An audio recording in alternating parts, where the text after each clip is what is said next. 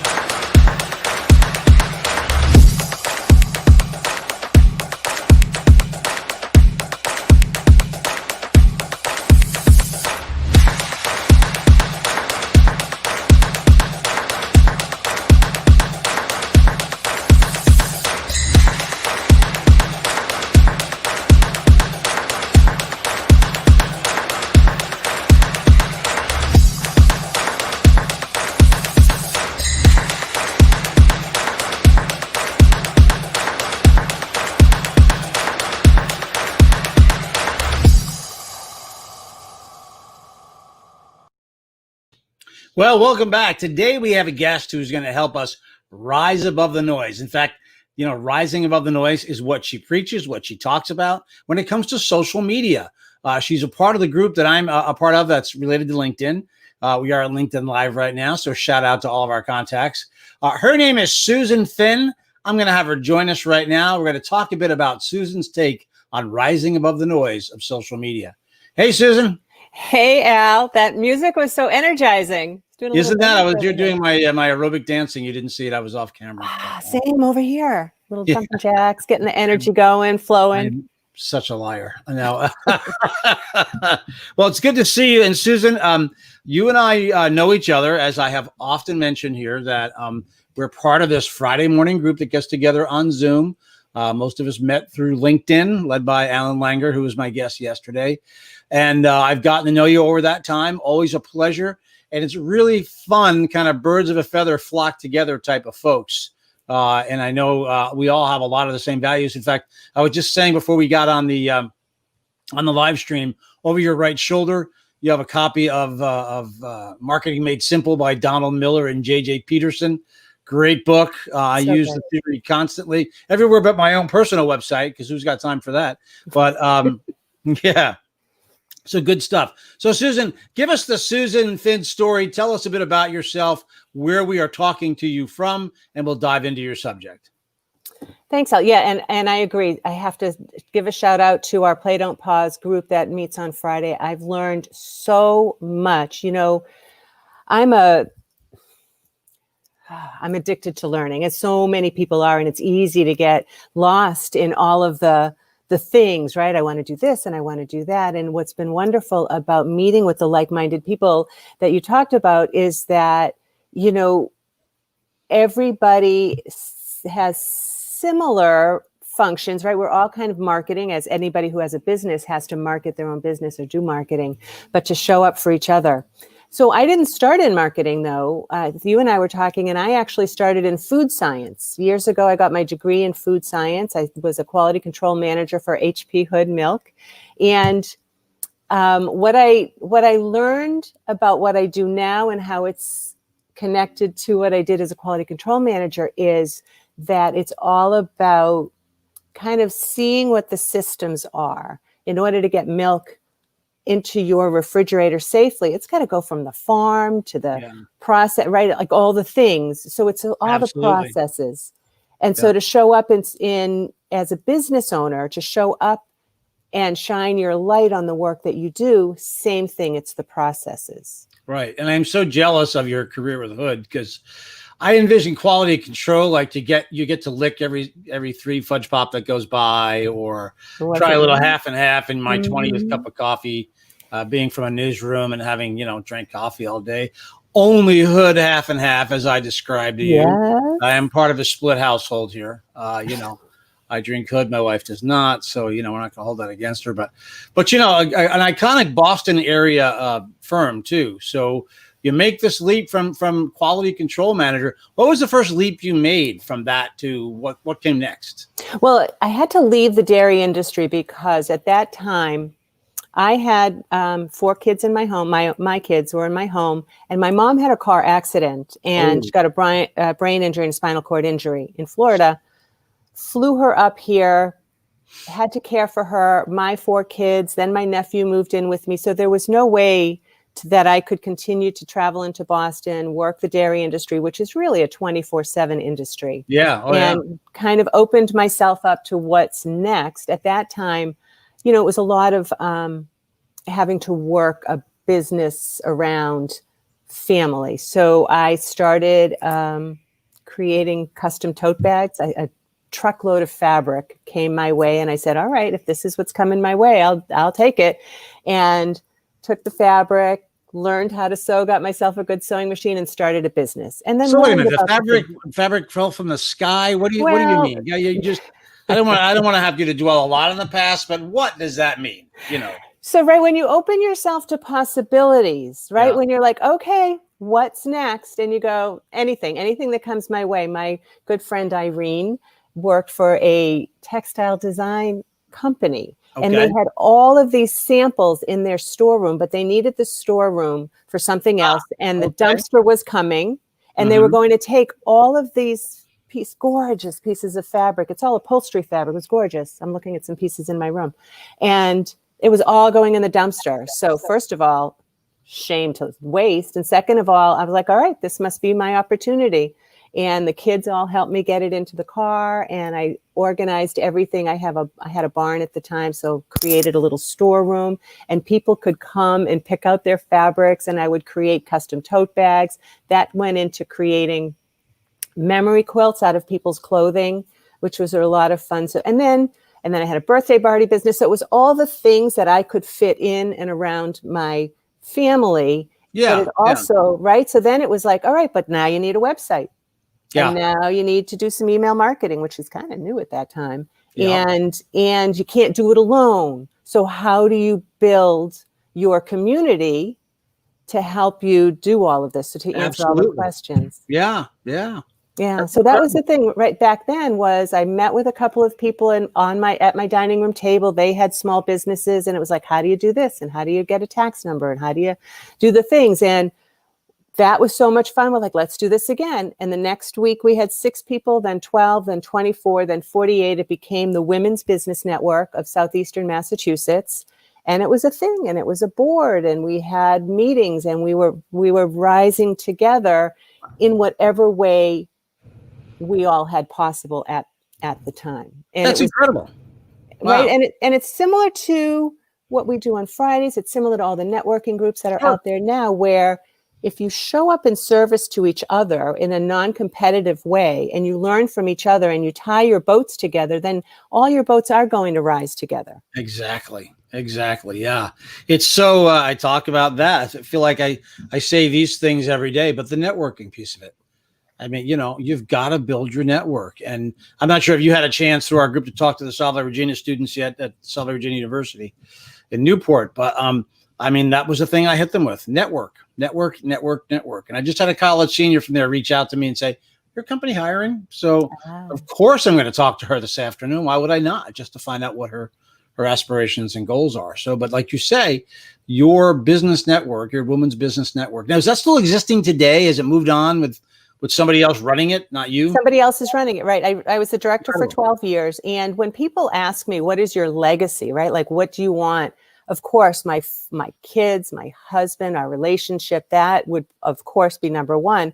But in my professional life, having created this opportunity for women to connect and to learn from each other and build lifelong relationships while they were building revenue streams from themselves. And I find that even in the work I'm doing now, I'm still a human collector. I'm a human collector and a human connector. I just want to know everybody's story. And when I know your story or I learn something about you, I'm going to probably connect you with 2 or 3 other people who can help you along your path. Once you've shared your goals with me, I probably know somebody who can help you along. And that's what I just enjoy doing. It's my legacy. Yeah. You're a connector. And connectors are, I don't know which survey it is. I think it may be DISC or one of those personality surveys, but you're considered a connector. You bring people together that all need things. And I think people like you, if someone says, gee, I have a pipe that broke, you're like, okay, three plumbers on the phone, how to get stuff done. So that's incredible. And, you didn't mention where you're calling or where you're on the meeting today that we're having, or I'm sorry, the live stream we're doing today. Where are you located? You don't have to give us your exact address, Susan, but kind of where are you? I am now in Westport, Massachusetts, on the corner of Rhode Island. If you got beautiful South Coast. We just moved here 3 years ago from Easton, Massachusetts. And beautiful. Yeah, Easton's beautiful too. But Easton is beautiful. Yeah. But you're by the water, so that's fun. 10 minutes from Horseneck Beach and Gooseberry Island. So beautiful. That's great. That's absolutely awesome. So Susan, let's get into it. Your website, which I'll pop up here, talks a lot about rising above the noise. And I'm just going to read, we guide heart-centered entrepreneurs to manage their online marketing so they attract more prospects and grow their business. So you're talking, I see the word, heart on there. I see the word, basically, you're mining for what it is that people are and not so much even what they want to become, but what they are. And you mentioned story, which of course that book behind you we just mentioned. Story is such an important part of that. So just give me 60 seconds on what it is that you do with a client when they reach out to you. So it's when I say heart-centered, it's a lot of service-based professionals, and many times the people that I am attracting, who I would say are maybe heart-centered or service-based, are aggressively humble, and they don't want to show up as selly, and they're getting bombarded by social media, and they're feeling like they're not enough and they're not doing enough. And it is my honor to be able to give them the systems to put together so that they can show up and shine the light on themselves in a way that feels generous, in a way that says, you don't get to be humble. You don't get to be aggressive. You can be humble, but you can't hide. You can't hide and still be in service to the people that you're here to help. Sure.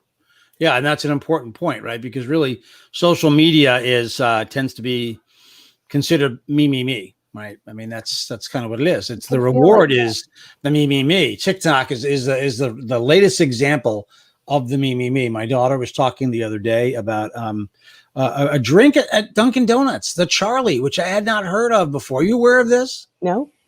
This is a drink that's named after a social media star who's probably about my daughter's age, 17, 18 years old.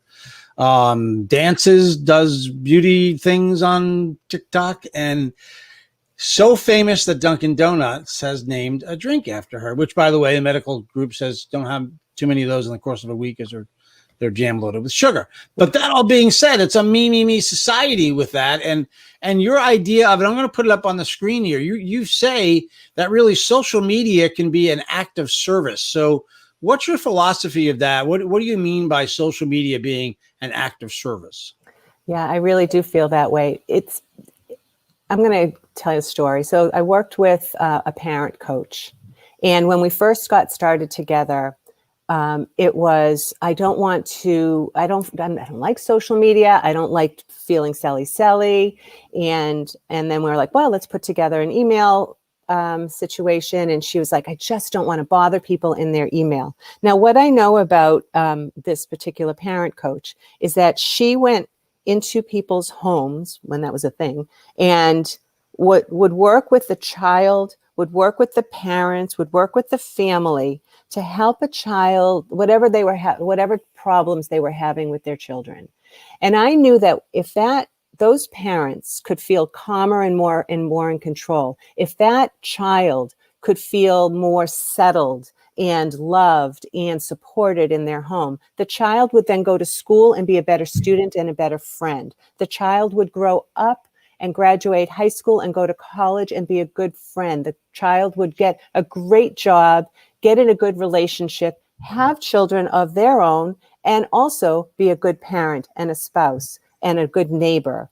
And if this parent coach could internalize that possibility, the ripple effect of the work that she's doing, then I think that she would understand how important it was that she would show up in somebody's email on a regular basis in a very generous and resourceful way, in a way that kept giving information and giving tips. And I understand how you feel, and here's how that you can help this. And to keep giving and to use email marketing, social media, same thing. I'm focusing more on email marketing now because social media is a little bit chaotic. And I feel like email marketing is something you control. You control the conversations, you control give. And I do get that a little bit of pushback. Like, Susan, if I'm sharing it all on email, if I'm sharing all my content, social and email, why would anybody ever hire me? But they don't need the information. The information's already out there on Google. You can look up anything, but they need you. And if you're not showing up, if you're not that angel in the inbox, then you are not being in service. That's my soapbox. Yeah, but that and I love what you said about email too, because it's kind of interesting. We've had the love affair, the hate, the back and forth with email. The bottom line is, though, if you are in my inbox, you're in a very personal place. Okay, if I've allowed you into my inbox, you're in a very personal place, and it's bizarre how we are with our emails, right? I mean, sometimes there's stuff that hits us every day we don't even open, but we just like to see it. We like to know it's there. And then there's the messages that you're talking about where we can use email as a very direct communication to people. And as you say, rise above the noise. And the last thing I like about email is that if you don't want to hear it, you can unsubscribe. And correct. Yeah. And we used to see as unsubscribing as a horrible thing, but talk a bit about unsubscribing and what that means to the average marketer or business and why it's a good thing. Well, you want to keep your list clean. You want to speak to the people who need to hear your message. So if somebody unsubscribes, they don't need to hear your message, and that's fine. You know what? I admire people who are at inbox zero, and good for you if I'm not serving you. Or I have had people, and actually I've done this as well, that I'm following on other socials. And if I were an inbox zero person, which I'm not, I'm an inbox 37,000 person. But if I were an inbox zero person, I would say, you know what? I'm following you on LinkedIn, or I've got you set for notifications on Facebook, which is where I'm consuming most of my content. I'm inbox zero. I'm going to, take this off for now. It's again, an act. If somebody unsubscribes, that's great. I would, though, take a look at your unsubscribes. If you know where the person came from, if you're doing any of the tagging or segmenting, you might want to see if you start getting a lot of unsubscribes, if your lead generator wasn't quite correct, or however they got on your list. They got on your list and were not receiving exactly what they expected. So you do want to make sure that when people get on your list, that you're giving them exactly what you promised when they gave you that very personal bit of information, their email, right? They allowed you in their email. It's really like somebody coming into your home and saying, here, come in my home, but make sure you take off your shoes and give me, I'm using a bad example, but that. No, I completely get it. But specificity is really what it's all about. I mean, when people are looking for something from you, if you get off that rail, I mean, that's the hardest time that I have with really what I am online and what I do, because I've had several careers. I do lots of media things, and I hear what you're saying. So, what I heard you say though, too, and I'll throw this on the screen, that really, social media is kind of drinking through the fire hose versus the scale of being in the inbox and getting the message to person directly. Did I get that right? Yes, Yeah. absolutely. Okay. And the other difference I feel is because I do spend a lot of my clients are on Facebook, so I do spend time in Facebook but I have a strategy. Mm-hmm. Because if I'm going in there, a lot of people go in without a strategy and they're like, I'm here because somebody told me I should be here, right? Right. They're shooting all over themselves. And so when you go in Oh, without you a said they're strategy, shooting. All right. I had to stop myself for a second. right? That's so hard when you're like, I should be doing this, or, oh, she's doing it so much better than I am, or he's got it right and I don't. Yeah. So, Yeah. a lot of imposter syndrome, but Oh, that's so hard. I mean, it's it's so really hard. so hard. In fact, our guest on Thursday is going to be Casey Jones, and she gave a great presentation on that the other day, which will be part 2 of really, what we do online as a story. But I think that's incredible that you mentioned that, because it is so hard. So you have a system for what you do. You call it the Rise Above the Noise system. Is that right? Rise Above Noise system. Yes. Can you tell me about that a little bit? So it's basically the 5 parts of creating a marketing or digital marketing system so that you don't go into, let's say, social media and go, what am I going to do today? Like, you really know. So the step 1 is getting your messaging right. Who do you help? What problem are you solving? What is your why, your mission? And so once you have that, when you know who you're speaking to and exactly what the heart pull is there, why is somebody going to be pulled to you? What's the solution you are providing for that person? That's step number 1, and that is where everything else can flow. Right. Step number 2 is, they're not even steps. They're not necessarily sequential, although I do say that part is so integral to everything else. Then you want to be able to create compelling content. And what is that? That is, and that's the other book I have over here with Marcus Sheridan's book, is They Ask You Answer. Answer all of the questions. If you do nothing else but make a list of frequently asked questions and keep those as a repository, you will never get sucked into that vortex on social media about what should I post today.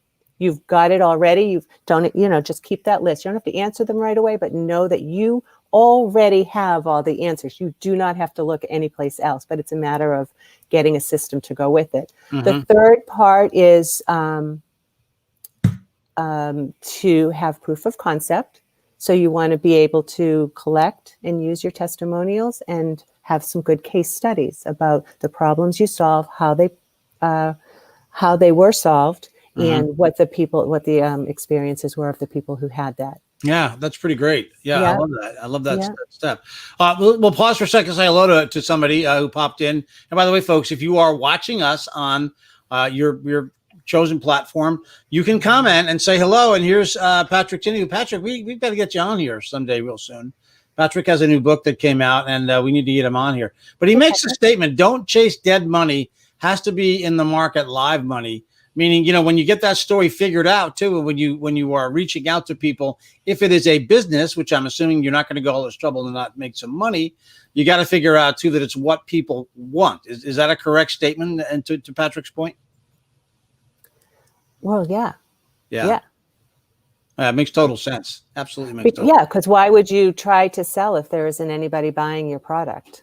Yeah, no, it's interesting. Like I say, and I'm a self-proclaimed figuring that out still what the product even is. And I'm on that journey, which is kind of fun.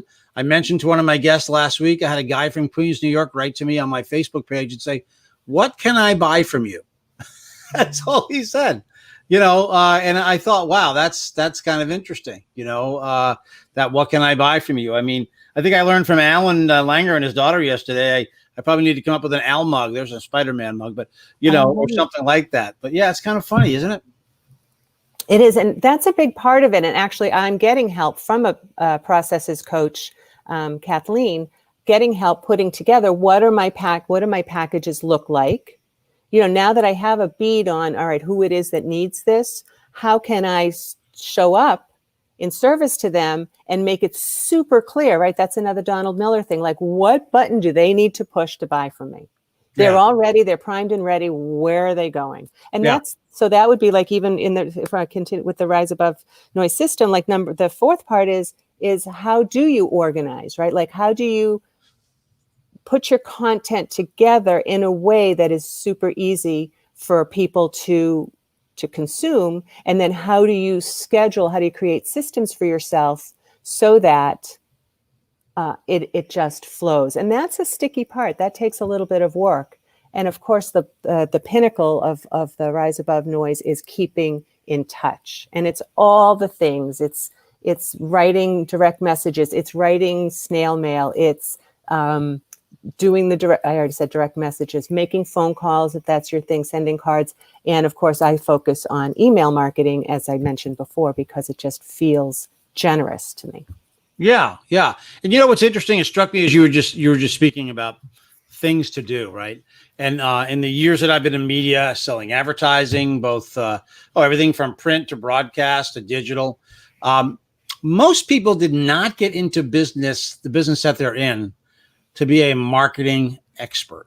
Most people did not get into business to build a website, to build a sales funnel, to figure out how to, launch emails and all that stuff. But yet you're offering a system here that helps people at least step back and figure it out. Because I think, and you probably will agree, even if you decide to hire someone to help you do that, you got to understand it first before you jump, full bore into that. Don't you agree with that? I so do agree with that.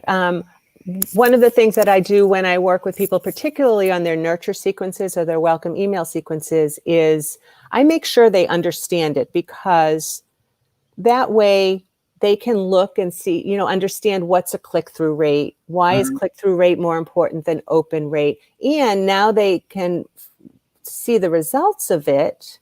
They'll know how to tweak it. Like, where are people dropping off? Where are people spending more time reading and consuming your content? And so that you can create more of that, and then maybe create other sequences. So they always get a tutorial, a recorded tutorial at the end with worksheets and templates, so that they can do it again on their own, or they can, of course, hire me to do it again. Yeah, that's great. No, I love what you put together here, and it really does require so much thought. And back to your story, right? Knowing your story, what you are, who you are. I always gravitate towards plumbers and HVAC people. But even in a situation like that, there's a story. In it is a story. It's maybe your customer service. It's maybe how you got into your business. It's maybe the belief that you have about your business. But every profession, everything out there has a story. I remember I built a website once for a millwork company, which I didn't even know what millwork was. And it's when you build cabinetry, right? Either for the home or for the office. And it's actually quite extensive. But, when I remember sitting down with that gentleman and talking about his story, he couldn't believe we were going there, and he was going to talk about his dad and all that. And I said, look, that's what makes you different. That's what makes you different than the big giant place, maybe 150 miles up the road, So it's really kind of interesting, and I appreciate you're bringing that out today. So just to kind of recap, we're saying, that social media, it can be an active service, that it can be a fire hose versus scale. Correct me if I'm wrong. You're a fan of scale. I'm a fan of having a system so that you don't spend all the time. You got a phone call already. People couldn't wait. Oh my gosh, Susan, I need you now. Yeah, and that's your system of Rise Above Noise system. Is that that's right? That system? Yeah, yes. Well, that's pretty incredible. And I hope people will reach out to you at riseabovenoise.com. You do have a resource there that's available, correct? I do. The one that I have on there now, it's like you were saying, like, you look at your own website and you're like, oh, maybe I should tweak that a little. I have a digital marketing assessment on there, which is my nurture sequence. You can go over there. I will go into the live later and put another resource, because what I mentioned before about frequently asked questions, I always say, if there's one thing you take away from speaking with me, is that you already know everything. You don't need to go out and look for anything else. And if you start keeping track of your frequently asked questions and you go to your website and you find them, even more that you don't think about right away, and then you start asking people, hey, do you have any questions about what it is that I do? Frequently asked questions and how to use them on your website to increase search optimization, answer your visitors' questions, and make sure that they're guiding your, the visitor journey is that they get on a call with you or sign up for your email list. That's always got to be the things. That's great. Now, I know, when we did the pre-interview kind of discussion back and forth via email, you had some stuff in the, as Donald Miller would call it, the junk drawer at the bottom of the website, right? But it's not junk at all. It's your, one of your passions. You raise German Shepherd puppies? I do. I have a beautiful black German Shepherd. She's not with me right now. She's downstairs guarding. She's gorgeous. She's all black with a long coat, and my family made me get a dog. Well, I wanted one, but finally pushed me because I was doing a lot of hiking on my own. Yeah. And I was like, well, all right. And then we bred her twice with a world champion stud. And we had 2 gorgeous litters with her. That's and that great. Was a lot of fun. A lot of work, but a lot of fun. And man, it is not easy to give those guys up once they get to that 8-week age. I can imagine. Yeah, we've always had rescues that are, that are neutered when we bring them into the house. But my wife Nancy has helped at least one friend, with the birth process of 8-10 hours that she was there, and it's just incredible stuff. So so that's cool. And then the one last thing I want to talk about, which I'm because, as you can see, I love talking about superpowers. Right? Yes. You told me you have a superpower. What is your superpower? My superpower, Al, is that I am calm. I am calm. And the more aggravated or upsetting or energetic the situation is, the calmer I get. Wow. And so the way that I use that at home, of course, is when the kids would be fighting or whatever. And so that would put me in and I would stand there and I would raise an eyebrow and try to bring the energy down. And they would be like, stop yelling, Mom. I'm like, seriously? I really just raised an eyebrow. You're going to have to get over yourself because this is all you. Don't kill each other, but you're going to have to get over this. But the way that I use it with my clients is that it can I know, I get it. Digital marketing can feel overwhelming. Oh my gosh. And chaotic, right? That fire hose thing. And I should be doing this and I should be doing that. And I don't understand how they all come together. And my superpower, calm, is to bring you down and show you just what you need to know. When you're ready, you learn more. But let's just, let's take a quick look at your analytics, see what a conversion page looks like, just so you know. Here's where you're bringing people. You want them to get on your list or whatever. Yeah. That's great. That's a good question. Thank you for that one. Absolutely. In fact, in the Marvel universe, I would be your arch enemy because calm is the last thing that I am. If I brought my wife in here right now to tell you, that's just really family crest. No, it's I had a dad that everything started up here, So so you bring that into your adulthood. But I always admire people who can be calm. But at the same token, too, as a leader, when things are the roughest is where my calmness comes in, where things are. I've been in a business for a long time where big things happen. There's lots of deadlines and we've got to do first things first. So that's where the calm hits me, and that's important to remember in life, that not being calm in those situations doesn't really help. And now that in the latter part of my life, I've become trained as an EMT and a firefighter. I've learned what calm really does mean in those situations. So I admire your superpower. I also admire, by the way, your white frame glasses. They're very cool. Ah, thank you. Very cool. Well, listen, Susan, before I let you go, let's throw some more information back up there for people. So Susan Finn, Rise Above the Noise. You can go to her website, riseabovenoise.com. There she will have some resources for you. You can learn about the Rise Above Noise system and hear a lot more about that.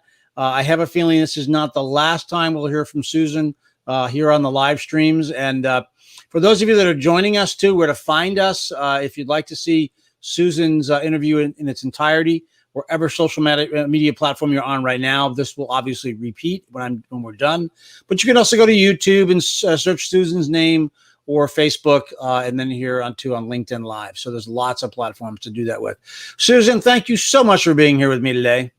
Al, I am so very, very grateful. Thank you so much. I didn't get to see any ventriloquism though today. No, not today. Now you caught me off guard, and I'm all embarrassed. But we'll do it another time. Absolutely, yeah, good deal. Well, listen, I'm going to put you in the green room there, if you will, and we'll say a proper goodbye in a minute. But I'm going to say goodbye to the audience, and we'll do that. Thank you, Susan. Thank you, Take care. Bye. Well, another incredible guest, and Susan is definitely has that calming effect. But I love her system. I love her background. To me, these backgrounds of folks that are doing things like this, where Susan had this career with Hood and took time off for the family, but then has invented this, is just incredible.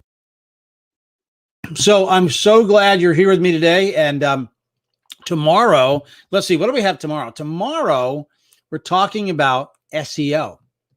The mystery of SEO. In fact, on our show, the Web Detective is going to be here. So if you have SEO questions, you want to be here for that. Thursday, a double header, not on LinkedIn Live, because LinkedIn Live, we can only do once a day, but a double header in the morning. We have Joshua Jay. Gosh, if you have not seen this guy, he is a world-class magician.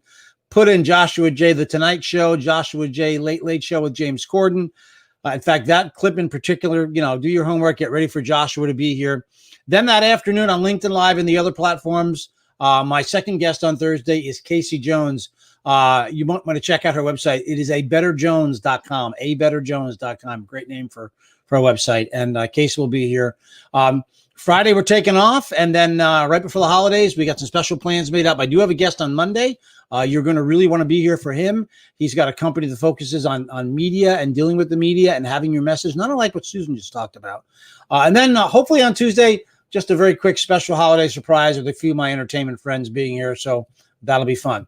With that, I want to thank you for being here today. My name is Al Getler. As I often put up here, if you want to reach out to me, al@algetler.com, please go ahead and do that.